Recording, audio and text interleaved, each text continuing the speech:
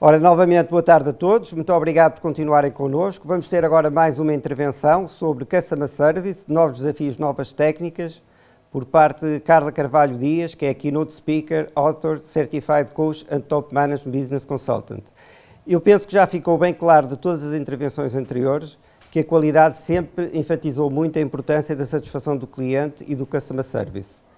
Mas, de facto, nós vivemos um tempo novo, não é? Há novos desafios, há novas oportunidades. Os refletir sobre esses novos desafios e as novas oportunidades do Customer Service, por exemplo, agora uso mais o termo Customer Experience, há uns anos atrás era Customer Relation. Portanto, é com todo o prazer que, de facto, eu passo a palavra à Carla para nos falar sobre este tema tão relevante. Carla, muito obrigado pela participação. Então, passo a palavra para a sua apresentação. Muito obrigada eu, uma boa tarde a todos e parabéns pelo Congresso, parabéns também pela forma como deram a volta ao imprevisto, que hoje em dia é uma necessidade muito grande, em termos não só de serviço, mas de organizações. Vou partilhar o meu ecrã, como já tem sido hábito, vou só pô-lo em slideshow e presumo que esteja a ser partilhado. Se assim não for, alguém acabará por me dizer. Customer Service, novos desafios, novas técnicas. Ora, tudo isto supostamente em 25 minutos. O primeiro convite que deixo é não chamar Customer Service e passar a chamar Customer Experience ou experiência cliente. Antes de iniciar esta temática, permitam-me cumprimentar a Avelino Brito. Tive a possibilidade de assistir a um pouquinho da sua apresentação ou da sua intervenção, onde falava da visão humanista da qualidade. E parece que estávamos combinados, mas não estávamos. Por outro lado, acabo de vir de uma apresentação que me fala em Customer Centric, portanto, música para os meus ouvidos. Dizem que nós não nos transformamos a ouvir, mas sim a falar, e também não é a afirmar, mas sim a perguntar. Por isso mesmo, eu opto normalmente nas minhas apresentações por perguntar qualquer coisa. E neste caso concreto, o que eu quero dizer é, no serviço ou no Customer Experience, os guiões já não funcionam. E o que funciona de facto é questionar-nos e encontrar um caminho. E, portanto, eu não venho servir um guião, eu venho servir uma ou mais perguntas de reflexão, acima de tudo. Antes, e para começar, uma curiosidade. E a curiosidade é perguntar-vos ou perguntar-lhe se tem ideia de quantas decisões é que nós, seres humanos, tomamos por dia só sobre comida. No primeiro mundo, naturalmente. Eu não tenho o vosso feedback, também não posso convidar-vos a escrever no chat que não consigo ler, mas posso assegurar-vos que uma plateia, por norma, tem respostas como há pessoas que dizem 4 ou 8, há pessoas que dizem 50, há outras que dizem 100. Quando este estudo foi feito, e não fui eu que o fiz, a média de respostas sobre o número de decisões por dia tomadas só sobre comida rondava 14 a 16. As pessoas em média diziam esse número. Na realidade, o número de decisões que nós tomamos por dia só sobre comida, em média, é de 226,7 decisões. Não é por acaso que a foto que aqui está tem um senhor a fotografar a comida, porque até isso hoje já é uma decisão que nós tomamos. Deparo-me frequentemente com algumas pessoas incrédulas com este número, como que isto não é possível. Mas é possível. E o que é que tudo isto tem a ver com Customer Experience? E o que é que tudo isto tem a ver com Customer Service? Ou mesmo com qualidade? Tudo. Se só sobre comida tomamos 226,7 decisões, imaginemos nós o número de decisões dia de um ser humano adulto. O número ainda não é consensual, no entanto, diz-se e defende-se que o número de alguém com posições de liderança ou com cargos de bastante responsabilidade terá um número de decisões dia na ordem dos 35 mil a 40 mil decisões dia. Ora, isto leva-nos aonde? A pensar, então, quando um cliente decide fazer negócio comigo, seja ele quem for, é uma decisão de entre quantas? 35 mil? 40 mil, que sejam 226,7. Por isso leva-nos à pergunta, porquê comigo, porquê eu, porquê connosco? O que é que faz com que um cliente me escolha a mim e não a um concorrente? Vamos ver alguns dados que eu comecei a apresentar em 2017. Em 2017, todas as sondagens de Customer Experience e de Customer Centric diziam que os clientes valorizam cada vez mais experiências marcantes. E em 2017 dizia-se que 2020 era o ano onde a experiência se iria sobrepor a produto, preço e marca. com as devidas aspas e parênteses naturalmente em tudo isto. Em 2017 eu dizia sempre, cuidado que 2020 é já depois da manhã. Bom, de repente já estamos em 2020. Um outro dado que estas sondagens mostram é que 86% de todos nós está disposto a gastar mais dinheiro ou a comprar mais se a experiência for marcante. Bom, então vale a pena perceber o que é isto da experiência. Para chegar aí, eu normalmente recorro a esta lógica, que é, se eu for abrir um negócio, seja ele qual for, no mínimo eu tenho que ter 3 coisas. A imagem que aqui está de online, antigamente dizíamos para ter um negócio, no mínimo tínhamos que ter um espaço, uma loja, uma fábrica, um escritório, depois precisamos de produto e depois precisamos de pessoas, nem que seja uma só. Hoje em dia começamos a dizer que até podemos não ter o espaço, mas o espaço online tem que existir. Sabemos de negócios que existem exclusivamente online, alguns até exclusivamente via Facebook ou mesmo Instagram. Normalmente convido os participantes a olhar para isto e dizer, ok, temos tudo, temos o nosso site, temos as páginas, temos até uma loja, vamos pensar que vamos abrir uma sapataria, por hipótese, gosto de sapatos, temos os sapatos e temos uma equipa, abrimos a loja, primeiro dia, o que é que nos falta? E qualquer plateia rapidamente salta a dizer, faltam-nos clientes. Ok, e depois eu pergunto, e o que é que vamos fazer a esses clientes? E dizemos bom dia ou boa tarde, estamos a falar do primeiro cliente, não é os clientes, é o primeiro que entrou. Dizemos bom dia, boa tarde, perguntamos se podemos ser útil, sorrimos, somos simpáticos, ok, está bem, mas isso só? O que é que nós temos efetivamente que fazer? Nós queremos conquistar este cliente para entrar na sapataria uma vez e sair, compra ou não compra, ou queremos conquistá-lo para ele passar a comprar aqui os seus sapatos? E estou a usar os sapatos naturalmente como um exemplo figurativo. Bom, é que se nós queremos que ele não só venha, como recomende e volte, então não basta só dizer bom dia ou boa tarde, nós temos que o servir, e servir de forma marcante. E aí eu introduzo normalmente aquilo que chamo o ciclo mágico do serviço. Porque é mágico? Porque ele não tem fim e não precisa de ser decorado, na medida em que é um ciclo de conquista. Se eu quero conquistar um cliente, e como sou muito antiguião, gosto das coisas intuitivas, então vamos pensar numa conquista amorosa. Para eu conquistar amorosamente alguém, a primeira coisa a conquistar é a confiança, pelo menos em teoria, ou no meu tempo seria.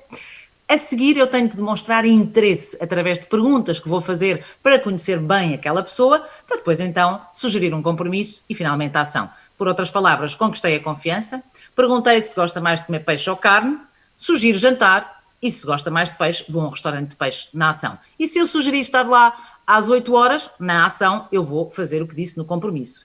Qualquer uma destas linhas, se for quebrada, vai quebrar o ciclo do serviço e o ciclo da conquista. No entanto, porque é que ele é mágico?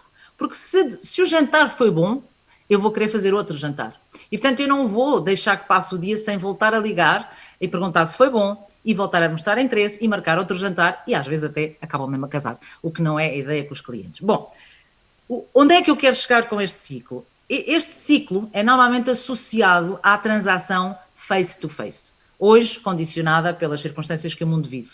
Mas ele é igualmente válido nas transações online. Ele é igualmente válido na ligação digital para com o meu cliente. Então, o que é que eu tenho que ter neste ciclo do serviço, quando lido com o meu cliente, eu tenho que ter qualidade. E não fiz de propósito por estar aqui. Que qualidade? 2 tipos de qualidade. Eu tenho que ter qualidade ao nível dos processos e tenho que ter qualidade ao nível das relações. E tenho que ter isso tudo porquê? Porque só clientes não chegam. Eu quero clientes que me recomendem, eu quero clientes que voltam, eu quero clientes promotores, eu não quero clientes que vão para as redes sociais dizer que eu não presto. Se repararem na imagem dos processos, nós temos uma mão e temos um mundo com ligações digitais. Esses processos de qualidade são absolutamente essenciais, e para quem é que eu estou a falar, meu Deus, sabem melhor do que eu, são essenciais, e notem, a minha formação de base é engenharia, e portanto eu acredito na qualidade dos processos, eu acredito na qualidade intrínseca àquilo que é uma organização, e hoje não acredito que sozinha funcione, na medida em que, se o relacionamento, e agora falo do relacionamento interno, não for igualmente de qualidade, isto é, se não estivermos todos contentes, como dizia salvo erro Avelino, esqueci-me do último nome, dificilmente conseguimos chegar àquilo que nós precisamos, porque o que nós precisamos não é de clientes, o que nós precisamos é de experiência cliente marcante. Marcante ao ponto de sermos recomendados, reconhecidos e do cliente voltar. É inútil acreditar que conseguimos isto sem uma boa liderança ou um bom ecossistema ou, se quisermos, cultura organizacional. Isto é aplicável a fábricas, a escritórios ou a negócios de retalho. É inútil acreditarmos que vamos ter uma experiência cliente fantástica se internamente as nossas relações e processos não forem de qualidade. E notem que eu disse relações e processos. Também não basta só ser simpático na nossa sapataria e depois não ter um processo eficiente de encontrar um número no armazém. Portanto, tudo isto tem que ser integrado, obviamente, sendo que, e mais à frente falarei nisso, nós estamos muito próximo da era da economia dos sentimentos, se quisermos, da feeling economy. Então, voltando ainda a serviço e racionalizando um pouco aquilo que acontece ao nosso cliente, e numa lógica de customer centric, e numa lógica de precisamos de pessoas que nos comprem, e essas pessoas são clientes, alguns níveis de serviço que nos permitem chegar a um outro sítio, que é, há 3 níveis, pelo menos, quando se fala de uma transação com um determinado cliente. O nível premeditado.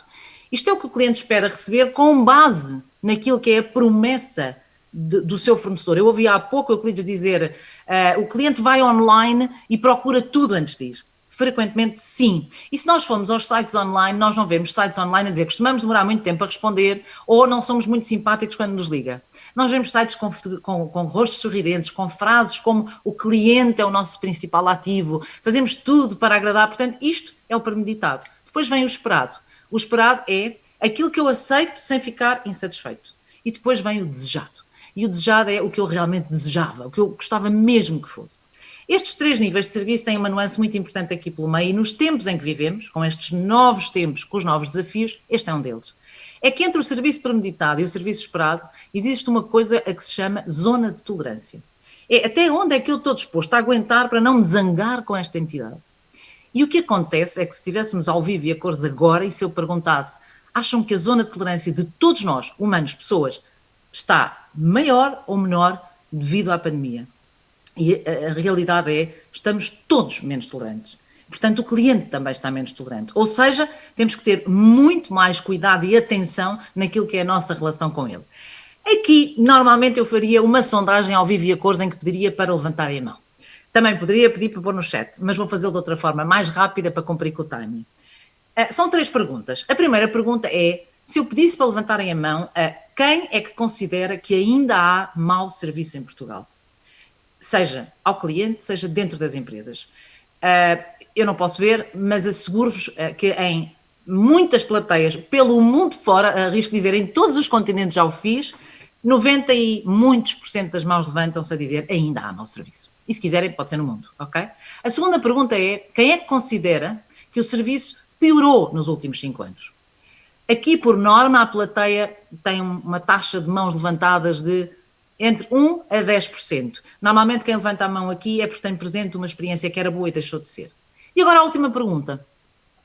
E a última pergunta é, portanto, vamos partir do pressuposto que 90% desta audiência, não sei quantas pessoas estão, 220, 300, não sei, mas 90% considera que ainda existe mau serviço. A seguir, ok, não está pior, mas a última pergunta é, e quem é que considera desta plateia, vocês que estão desse lado, que serve mal?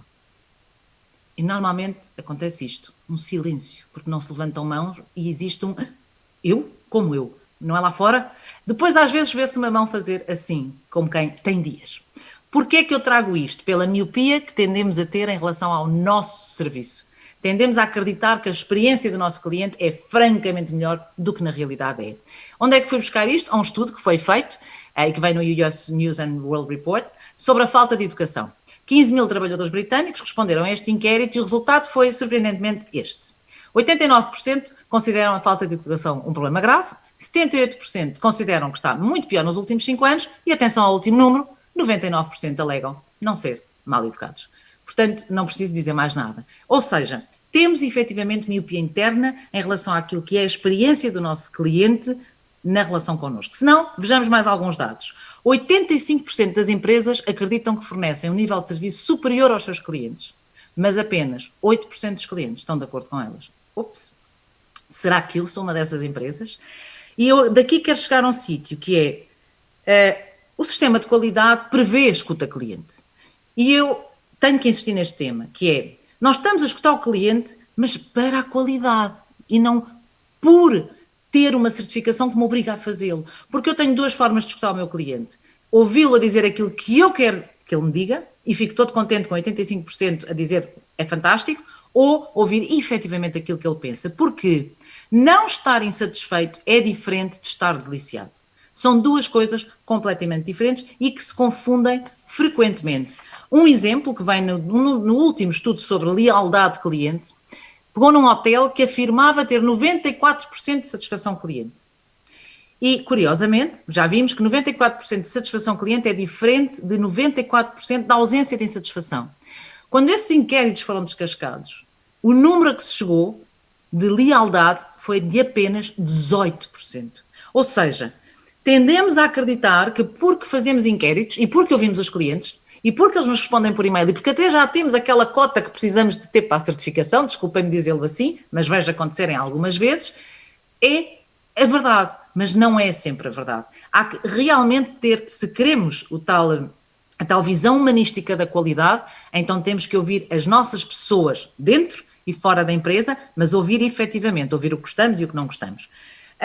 Hoje em dia, os serviços online, não é os serviços online, digamos que a ligação online com os nossos clientes é uma necessidade. E comecei a ser confrontada com perguntas como, mas como é que se avalia uma experiência se for tudo online? Ok, de acordo com um estudo feito pela Universidade de Singapura, nós temos duas dimensões que têm que ser avaliadas, a rapidez e a personalização. O responsiveness eu não consigo traduzir porque rapidez em português dá a ideia que temos que responder logo. E responsiveness é responder no tempo certo para a pergunta que foi feita. Este mesmo estudo convida-nos a uma reflexão numa matriz deste género. Personalização ali e em baixo teremos o tempo. Portanto, do lado esquerdo, -1 é impessoal, ou seja, a resposta que eu recebo a uma qualquer solicitação pode ser uma reclamação, pode ser um pedido de informação, pode ser um pedido sobre um serviço específico, implica que o service encounter, ou seja, aquele momento de encontro, não satisfez as minhas necessidades. 0 é standard, foi normal, ok. E 1 é personalizado. É uma resposta, uma interação personalizada. E aqui embaixo, no tempo, temos -1 é longo, o tempo de resposta é longo ou sem resposta, e eu vou sublinhar sem resposta. Sim, há um case study feito a 217 empresas, maioritariamente finlandesas, com perguntas feitas digitalmente e 19% não responderam, e estamos a falar de empresas finlandesas, tradicionalmente muito disciplinadas, portanto, cuidado, de facto não respondemos a muita coisa, e isto tem a ver com uma coisa que eu ouvi também hoje durante o congresso, que é nós precisamos de processos para o digital também, e processos bem geridos, não basta ter o site ou a loja online. Razoável significa que o tempo de resposta foi razoável e rápido significa que a empresa respondeu de forma muito rápida. E vejamos, o que é que acontece se eu tenho uma coisa impessoal e lenta ou sem resposta? Insatisfação. Eu tenho uma coisa personalizada, mas demorou muito tempo. Não é bem isso que precisamos. Hoje queremos tudo muito mais rápido. E depois por aqui fora vamos. Se é standard, não produz grande impacto. Se for personalizado e standard, melhor. Se for personalizado e em tempo útil adequado à solicitação, fantástico. Aqui em baixo, podemos achar que é muito bom, mas não é bem assim. Porquê? Porque a rapidez neste momento é absolutamente necessária. Partilho um exemplo de um restaurante que era normal e que com tudo isto começou não criou uma loja online, mas criou a funcionalidade dos clientes a encomendarem o almoço online. E esse restaurante, incrivelmente, começou a receber pedidos às 4 da manhã para levantar o almoço ao meio-dia. Ora, isto antes da pandemia não acontecia. Porquê? Porque as pessoas não encomendavam às 4 da manhã e muito menos encomendavam para ir buscar ao meio-dia.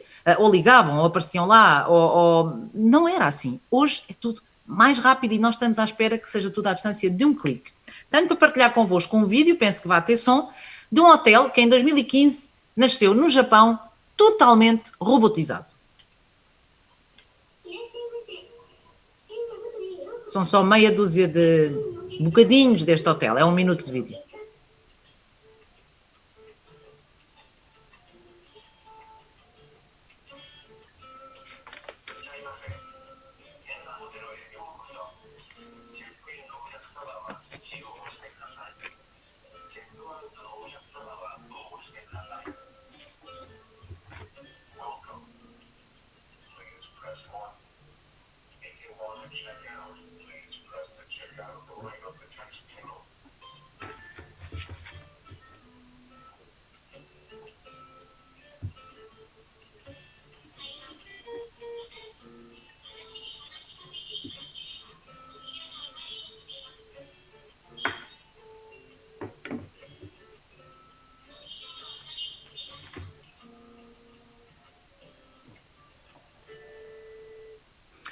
aparentemente quase um mundo perfeito. O hotel tinha um check-in com robôs, tinha um concierge robô, tinha uma personagem chamada Churi, entertainer. Bom, a verdade é que este hotel não chegou a ter os tais quartos todos e tinha cerca de 240 robôs a funcionar para ele. Começou a ter alguns problemas, nomeadamente o concierge não era capaz de responder a perguntas básicas dos hóspedes, que começavam a ficar irritadíssimos, porque a pergunta era tão básica, como é que o robô não respondia? Por outro lado, a Shuri, o entertainer, começou também a ser algo inconveniente, porque o objetivo da Shuri Entertainer era entreter o hóspede. Portanto, ele chega ao quarto e a Shuri diz: bem-vindo ao nosso hotel, esperemos que tenha uma estadia agradável. Só que a Shuri não era muito conveniente quando, por exemplo, eu estava a trabalhar e à meia da tarde ela dizia: e que tal um passeio pela cidade? Quer que lhe dê algumas dicas? Quer dizer, eu quero calar a entertainer. Porquê? Porque não é suposto interromper-me quando estou a trabalhar. Pior, às vezes a Shuri desprogramava-se e falava à meia da noite a dizer: que tal um passeio a pé pela cidade? E começou a ser realmente complicado. Porquê é que eu gosto muito deste exemplo? Porque isto acaba com esta organização a ter que despedir metade dos robôs. Sim, eu disse bem, despedir metade dos robôs, por isso é que eu gosto deste exemplo. E isso leva-me a partilhar este outro gráfico, que é adaptado pelo professor Joshan Wirtz, da Universidade de Singapura, e que tem a ver precisamente com esta inteligência artificial, em que eu falava-vos da Feeling Economy e o ano passado, no Congresso Frontiers in Service, onde participei, a Feeling Economy, o primeiro ponto que está lá é ser capaz de formar uma equipa entre a inteligência artificial e as pessoas. E esta matriz fala disso com alguma facilidade. Se tivermos do lado esquerdo as competências emocionais, ou se quisermos as competências não técnicas, e em baixo as competências analíticas e cognitivas, vamos ver do lado esquerdo em baixo tarefas simples e em cima tarefas complexas. O que é que um robô pode e deve fazer? Pode e deve fazer tudo o que forem tarefas simples, simples a complexas, peço desculpa, tudo o que seja emocionalmente simples, mas com qualquer complexidade a nível de tarefa. Quando começamos a ter muita necessidade de competências emocionais, então precisamos de humanos. E conseguimos jogar com os dois a meio termo. E esta matriz é fundamental. Eu estou a olhar só para o relógio porque penso que terei que acabar às 19h50, estou a tempo, estou a acelerar um pouquinho. Esta matriz é fundamental porquê? Porque há uma tentação nestes novos tempos de acreditar que temos que transformar digitalmente tudo ou transformar digitalmente é uma coisa, digitalizar tudo é outra. E há uma tentação grande de vai passar a ser tudo online, vai passar a ser tudo robôs. Não. Até pode ser muita coisa online ou quase tudo online, mas tem que haver humanização por trás, senão não vai funcionar, mas não vai funcionar mesmo, porque não vai haver a tal visão humanística da qualidade. E essa visão humanística da qualidade é essencial. Uma outra matriz que apresenta normalmente com do lado esquerdo, onde tem as rodas dentadas, aquilo a que se chama o hardware de uma organização e em baixo aquilo a que se chama o service mindset, ou se quisermos a tal humanização. Bom, vamos simplificar e pôr do lado esquerdo o produto e em baixo a atitude. E vamos pensar num restaurante, em que do lado esquerdo é a comida e em baixo a simpatia dos colaboradores. Então, como é que estará um restaurante com má comida e sem simpatia, ou seja, no quadrante de baixo, ou como é que está uma empresa com mau produto e mau serviço? Costumam-me dizer que não está, que já faliu, e eu costumo dizer que está a dormir e vai acordar morta. Como é que estará, neste caso, um restaurante onde se come muito bem, mas há antipatia? Nós vamos dizer que come-se bem, mas são super antipáticos. E cá em baixo, não tem muitos pratos, mas são fantásticos, têm potencial de crescimento, porque eu vou levar mais pessoas, isso vai trazer mais faturação. O restaurante, por acaso, não foi uma excelente ideia agora, na altura em que estamos a viver, eu peço desculpa, mas foi a que me ocorreu. Já vou transformar a matriz numa outra leitura. Lá em cima temos excelente produto, excelente atitude. E aí sim é a definição, na minha ótica de equipa, indivíduo ou organização top service. Tem o hardware e tem o hardware. Por outras palavras, se isto for a qualidade, tem os processos e tem as relações. Porque uma empresa que tenha excelentes processos de qualidade mecânicos, mas que não tenha bom relacionamento, também vai estar em perigo. E vai estar em perigo porque vai ter a humanização melindrada. E um negócio com a humanização melindrada, nos dias de hoje, é muito difícil. Há uma frase que diz "Technology will never replace love", e de facto não irá. Para terminar, isto é tudo muito bonito e eu gosto muito desta frase do senhor chamado Yogi Berra, esta citação, que era jogador de beisebol do futebol americano e que tem um livro que foi best-seller pelas suas frases, que diz: em teoria não há diferença entre a teoria e a prática, mas na prática há. E isto eu deixo aqui porquê? Porque a qualidade habitua-me um pouquinho a isto. Há a teoria e há a prática. E o grande convite, acredito eu, a estes novos tempos, para estes novos desafios, é que não poderá haver muita diferença entre a teoria e a prática. Temos efetivamente que implementar qualidade nos processos e nas relações. Por outro lado, pensarmos que deixou de haver B2B ou B2C. O que nós temos agora é human to human. Não importa onde, falamos de pessoas. Atrás de um computador há uma pessoa, atrás de uma transação há uma experiência. E a experiência não é a máquina que ascende, são as pessoas. Portanto, se não transportamos os processos normais e racionais da qualidade para a relação, vamos ter um problema. Finalmente, palavra de ordem, quando se fala em serviço e em customer experience, fala-se em adaptação rápida, harmoniosa e suave.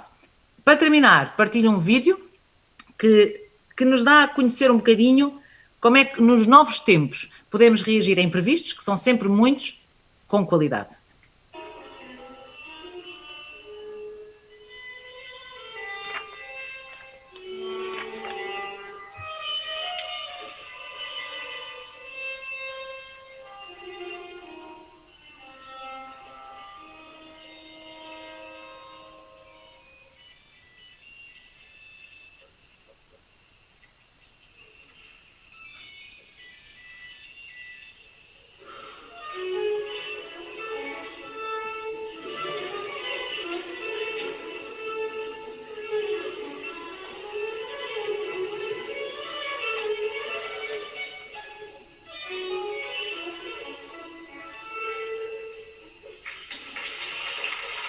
Valeu-lhe uma tremenda satisfação e valeu-lhe também um enorme aplauso dos seus clientes, neste caso.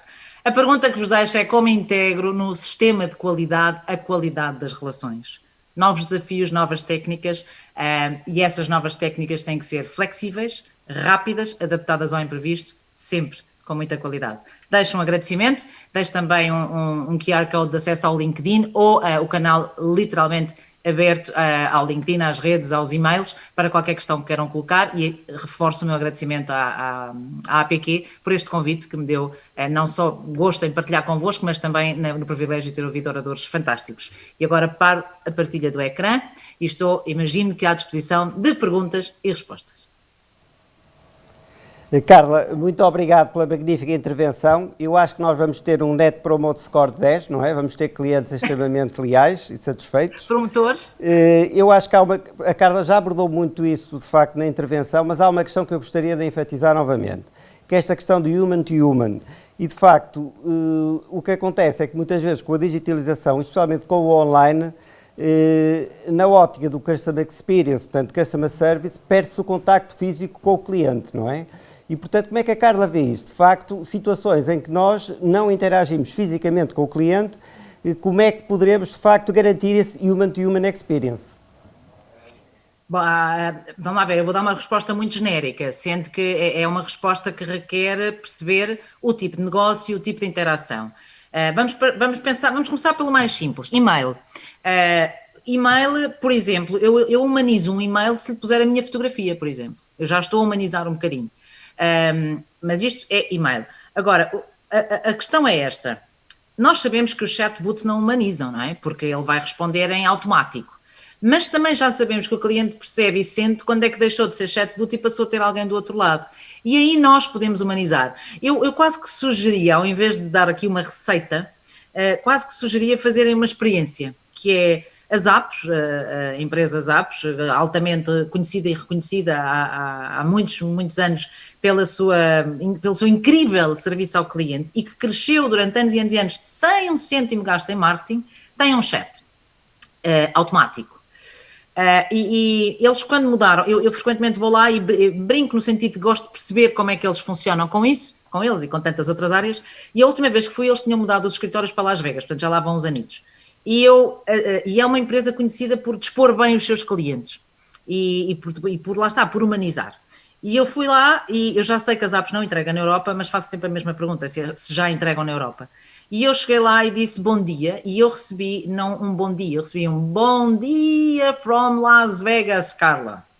Vamos lá ver, ok, os emojis também. Há uma diferença entre bom dia desde Las Vegas, Carla, ou good morning from Las Vegas, que era assim uma coisa enorme. Depois, o que é que aconteceu com as apps? Eu perguntei se já entregavam na Europa e o que é que eu tive? Oh, lamento imenso, não conseguimos entregar na Europa, mas que é que eu procuro sites onde entregam sapatos na Europa? Já agora as apps é uma empresa que começou por vender sapatos, agora vende tudo. E eu disse, se possível agradeço. E eu recebi uma lista imensa de sites para comprar sapatos online na Europa, naquela altura. E a despedida não foi bom, já percebi que tem o seu problema resolvido, cumprimentos e até breve. Não, foi uma despedida de não deixe de nos contactar, até porque um dia pode ser que tenhamos e é sempre muito bom falar consigo. Enfim, eu estou a romantizar um bocadinho isto tudo, mas o facto de ser digital não tem por que desumanizar. Até porque nós temos como surpreender, nós temos os vídeos à nossa disposição, nós temos as cartas, os postais. Fiz isso num evento há não muito tempo, que foi online, e a seguir enviei por correio uma coisa escrita, e foi altamente surpreendente para as pessoas, como humanizando. E eu não sei se estou a responder à pergunta, Luís, ou se fugi demasiado àquilo que era pretendido, mas o digital não tem por que retirar humanização. Temos é que pensar nela de outra forma. Aliás, já estamos a pensar nela de outra forma, porque já estamos todos aqui online e, no entanto, este evento está a ser francamente humanizado, com sorrisos, com simpatia, o próprio chat, o facto das pessoas comentarem. Eu, por exemplo, neste momento estou-me a sentir muito bem por o feedback que estou a receber, e isso é humanizar, e estamos a falar de um chat, não estou sequer a ver as pessoas. Respondi, Luís, ou nem por isso? Respondeu perfeitamente, muito obrigado. E a Carla pode ter certeza que nós também não vamos deixar de a contactar para continuar a aprender com a Carla.